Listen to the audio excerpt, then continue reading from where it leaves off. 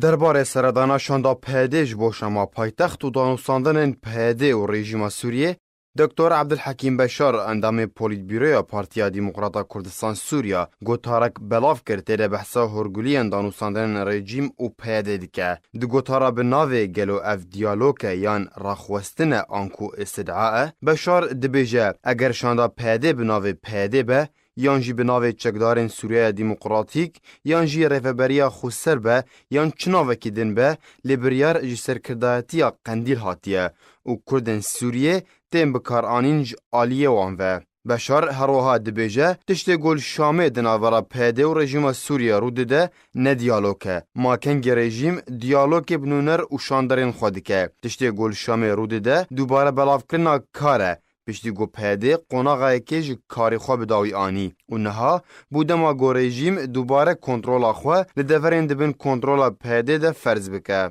رژیم پلانک دانیه و دمکنی زیگ ده ویته کووار جیبه جی کرنه بشار دبیجه وی همین نشانن کنترل کرنا پیدهش ده وری ورن را کرن هروها و ناو چکدارن به سر پیده و جی ورن گوارتن مینا ناوین یپگه و یپجه هروها و چکدارن پیدهش آلی افسر و اندامن رژیم ورن بره و برن هروها و بشک جوان تولی ارتشا رژیم ببن لگوری پیوستی رژیم و چکدارن مایی و ورن دورخستن یان جیل جهندن لدزگهن رژیم ده ورن بکار آنین دزگهن فرمی و بگشتی و گرن کاری خواه لباجارن کردی هروها گرتن و کشتن سرکردن سیاسی و اولهی و لشکری ین بسر پیده و ین کو وی پلان رد بکن و دست پی بکه هروها ترور کرنا خباتکار و سیاستمدارین کرد لسر دست پیده به بریار دا صلاتی و تا رژیم سوریه و وره کرن عبدالحکیم بشار داویا گوتارا خود دبیجه پیده حول ده